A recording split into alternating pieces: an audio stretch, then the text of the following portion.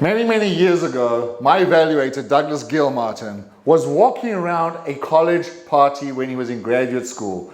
He was bored. He walked around the room. He was about to go home, and then he saw a beautiful young Taiwanese lady. And he stopped to have a conversation. At about the same time, far, far, far away, across the whole world, I was in South Africa. Had a few beers, sitting in the parking lot of our sports center. And somebody came up to me and said, "Where is this girl?" I won't say her name.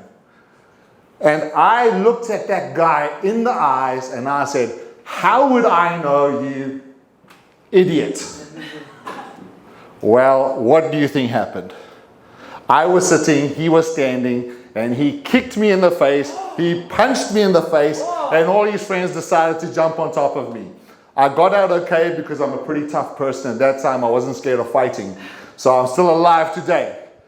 But nothing has changed.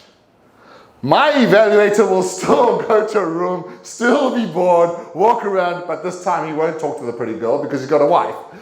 But me, I haven't changed. This speech is the third time I'm doing this speech. Understand your communication style. And every time I just have to think of another story where my direct communication style has gotten me into trouble. Because without a doubt, I am a direct communicator. Yes, I'm not shy to speak my mind. I'm not shy to say what's on my mind. I recently saw a quote by some people think famous, other people think notorious, Canadian psychologist Jordan Peterson. And he said something that really resonated with me. If you have something to say, silence is a lie. And I agree. So I always speak my mind and I'm seldom silent. I like the way he introduced me though, a commanding voice, not a loud voice. It's very kind. So I'm one of those people who, if I see something, I say it the way I see it. My dad would say, call a spade, nothing else. Just be honest with what you see and just talk about those things. But I've always been this way. I've tried my very best to change. If you've known me the last 5 years, when I was in the hospital with my wife, when she was very sick, I will never forget the day when the doctor came up to Queenie and he looked at her and he said, just like this. This is exactly how he said it. You're going to die soon. No compassion, no kindness. I stood up to that doctor and I let him have it. And that doctor ran away. He refused to speak to me after that because I really got in his face because I'm a direct communicator.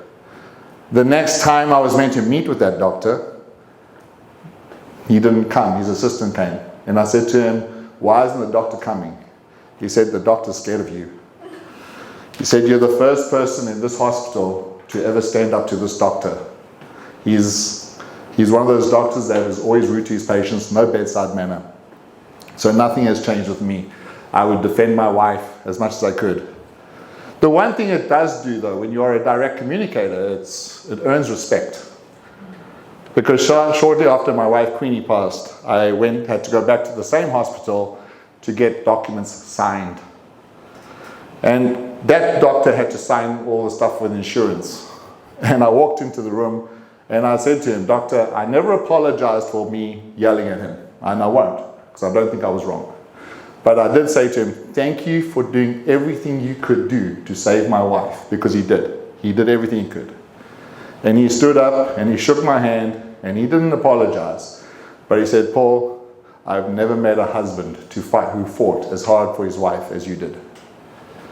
And I think that is something which I could go back and reflect on after Queenie passed, to say that I did my very, very best.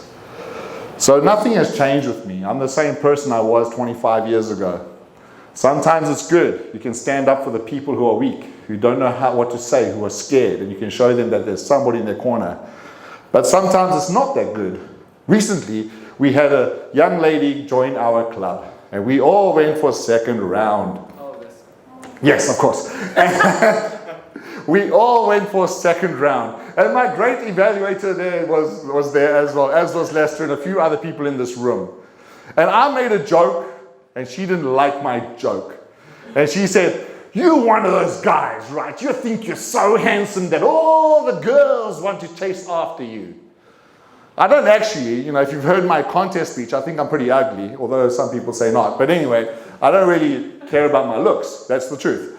And she got in my face. But immediately, I've tried to be a more kinder communicator. So I apologized 3 times. I said to her, "I'm very sorry if I offended you.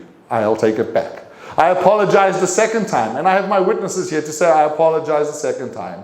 And I apologized the third time when she carried on going at me. And finally, I was sick of it. And I became the old Paul from 25 years ago. And I got in her face. And I said the 3 words that I regret saying ever. Well, I don't know, 3 or 4 words maybe.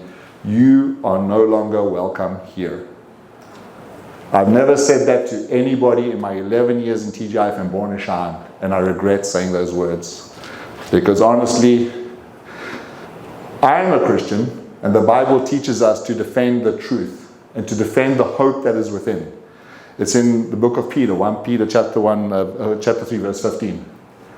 But I always forget the part that comes after that. It says, always be prepared to defend the hope that is within you with gentleness and respect. And that's the part I always forget because I've got a really bad memory, so I always remember the first part of the verse. The second part I but that's something which I've been trying to work on, is with gentleness and respect. Because it is good to be a direct communicator. As I said, sometimes you just need to speak your mind. Sometimes you need to tell the truth. Sometimes you need to stand up for people. Sometimes you've got to fight. But on other times, you've got to moderate it. And you've got to learn how to speak with humility and kindness. And so I think that's the journey I'm on now. I will always defend the truth. But I think in my heart, I need to do it with gentleness and respect. And I would encourage you to try and share the truth always with gentleness and respect.